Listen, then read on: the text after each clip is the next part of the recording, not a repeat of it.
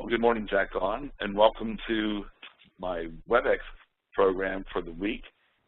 Sorry we delayed it from yesterday. This will go on for the next several weeks as we're going through the commercial program, which is causing a conflict for Thursday. So I'm here today, Friday morning, decided just to move it so we can still maintain that live aspect, which I like so much.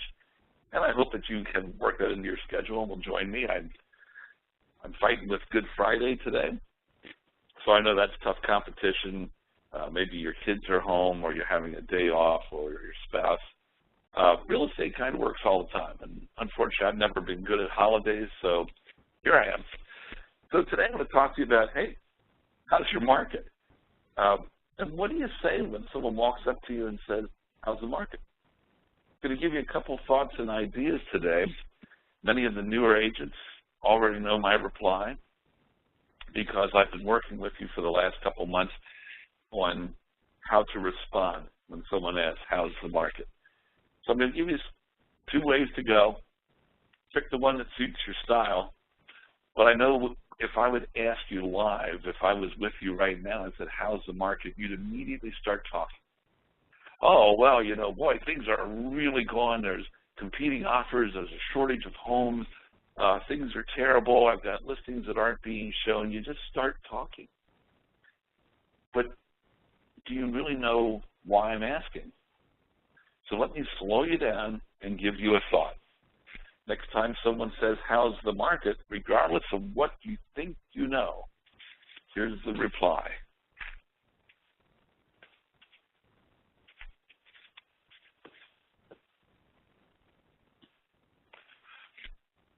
It depends. Well, what's it depend on? So you ask me, how's the market? I respond, well, it depends. Are you buying? Are you thinking of selling? Are you looking to invest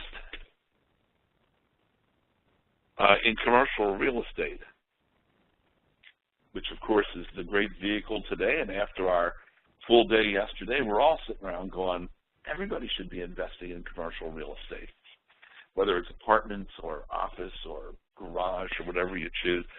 Or were you thinking of buying that beach house?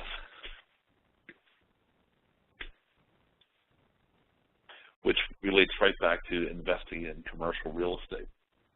So we're going to look at these couple of things, because if I stop and ask you and tell you, well, it depends. Are you thinking of buying or selling, investing in commercial real estate? I'm causing you to be engaged. And I get a glimpse into what's your motivation and give you a much better answer. And that's where we're going today. So how's the market? It depends. It's one of the best lines I think I've ever learned, and I borrowed this one from my man Tom Ferry. It depends. You're thinking of buying or selling, and now I can give you an appropriate answer. And now, let's see how we answer this. So I don't know how you're finding things in your market this year. I know many people have been reporting multiple offers on property, lots of excitement, shortage in inventory. We're reading the national news. Of course, your consumers are reading the national news. But do they know what's happening in your marketplace? I would hope that you're the person that knows. So what I've done here, I've created one of my famous charts. They're famous in my mind, at least.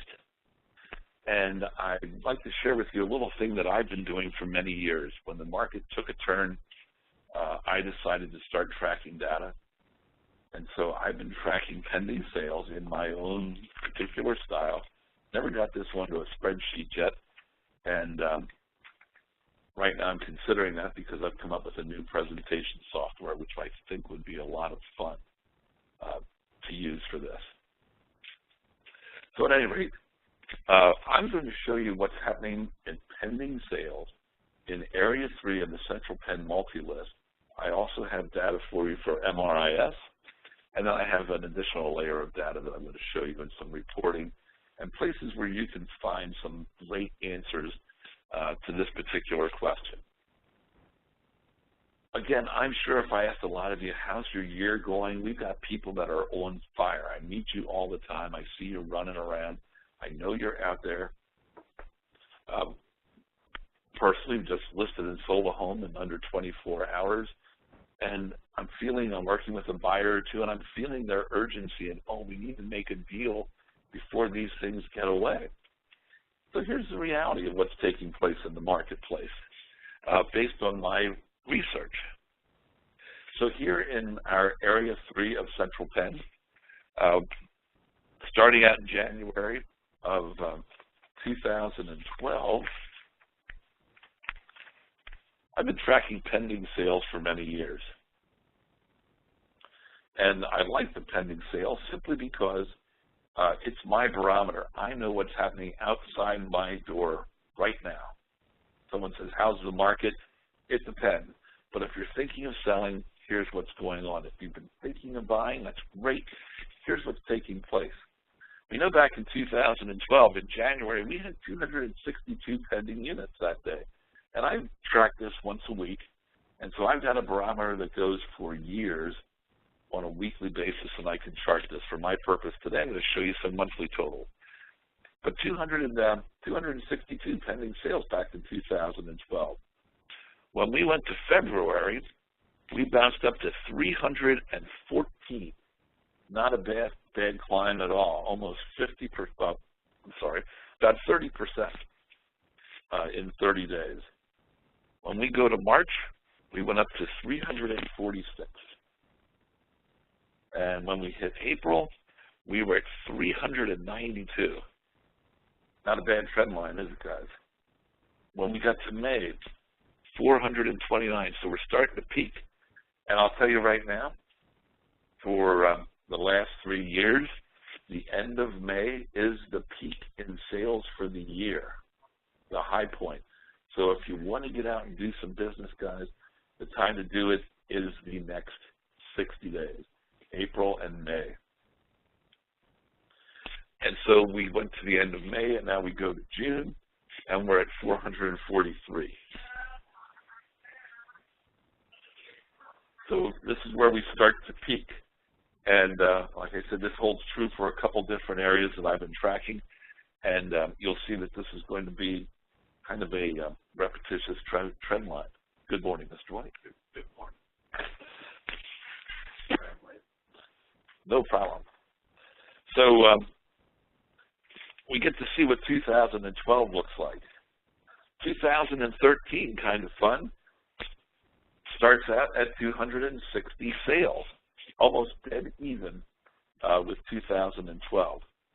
When we go into the February numbers, we go right up to 321, so we all knew 2013 was certainly a little better year than 2012.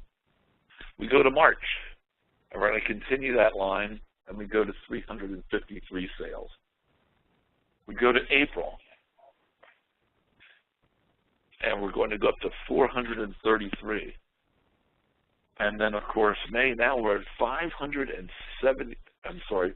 472. June, 455. Remember where I told you the high arc is going to be? Right in that point. So in both years, we're following the same trend line. And I know in traveling around and meeting with so many of you, you had listings that weren't being shown, listings that weren't selling, and it was just a more difficult market. This year, everybody's on fire. This is the year. This has been awesome. 2014 is great. So let's see what reality looks like when it comes to pending sales. Where do we begin the year? 254. So January is a very consistent month for us. These are pending sales in Area 3, by the way. So January is incredibly consistent. February, we know we've been jumping up year after year. Here we've got a year where we all know the market is better, and for February we come in at a flat 257. So I don't know if that surprises you. It sure shocked me when I started to do my research. And then we zip right up for March to 301. So we are certainly dogging the market compared to the last 2 years, even though many of you tell me it's a far better marketplace. And then for April, we shot up to 367. So right now, we're at 416 for the week. And in just looking at my report that I run just moments ago, we've actually picked up 10 more units, so we're at 426. But there's your marketplace, guys, at least in Area 3. So I would be willing to bet that a lot of your marketplaces, in case you weren't paying attention, we had a rough winter. This is what it looks like and how it's affecting your sales activity. So that's what snow does to you. Maybe you didn't go out, maybe you weren't working, you weren't showing homes. It was easy to stay home with the kids because school got canceled. We canceled a lot of stuff. But this is what it's done to your pocketbook. So if there aren't any pendings, there aren't as many settlements, you're short on cash. Where's the high point of your year? It's going to end up at the same place. So right now, you've got about 6 weeks, guys, to get out and kill it. This is your pending period. This is where you're going to make your year. Look what we've lost this year so far. We're off a good 20% or so in pendings and closed for those periods. That's cash in your pocket. So here's where we're approaching the high point. All things considered, we should see this run up above last year simply because there's got to be buyers out there that didn't get around to buying a house. They were staying home baking cookies too.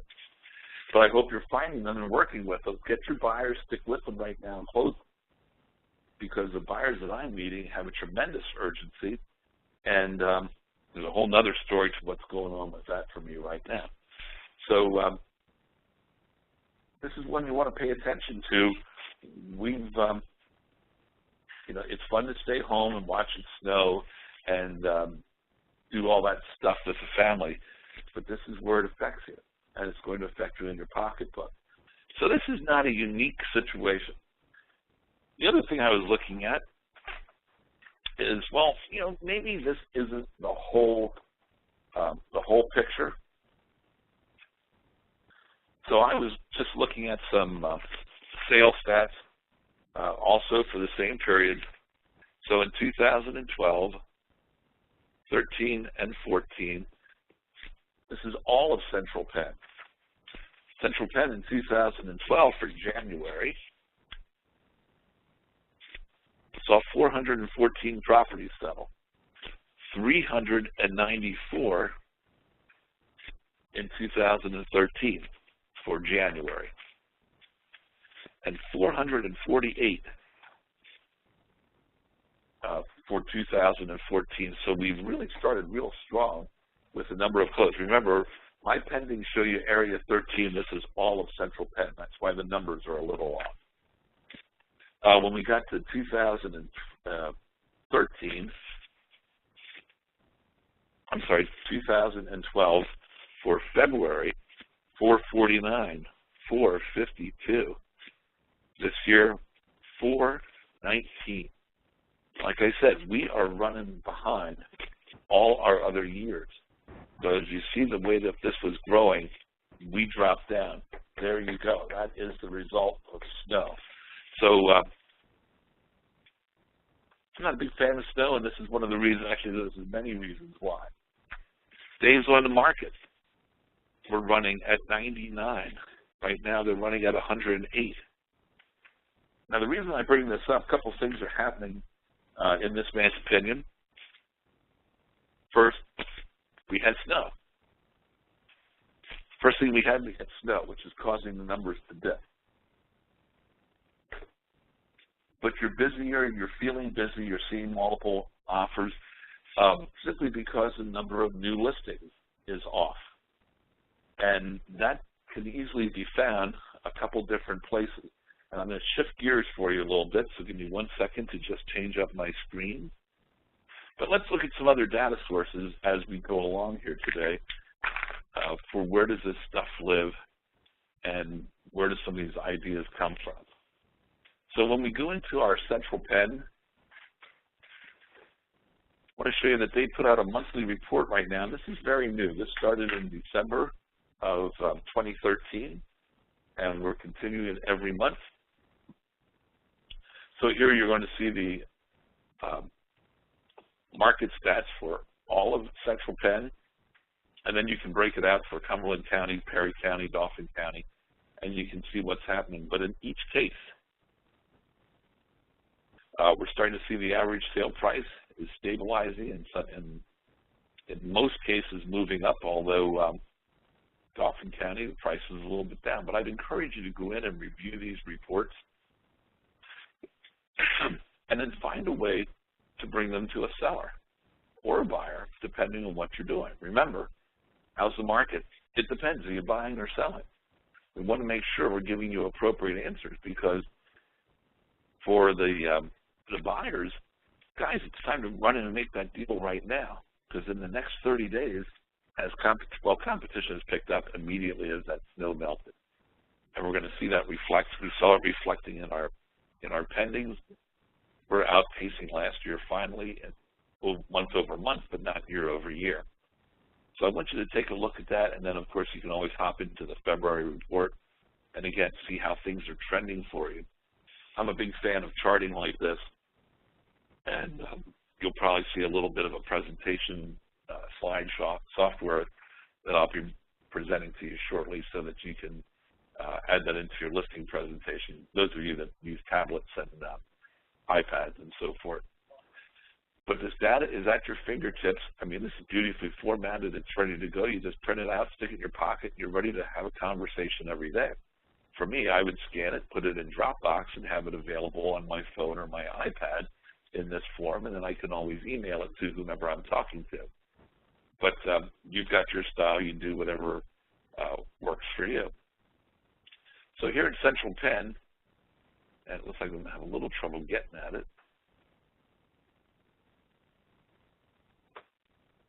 If we go into MLS documents, you come up with these quarterly or monthly stat sheets right now. You can also go in and look at the new listing breakdown. Now, Robin does this a quarter at a time. So we've just entered April.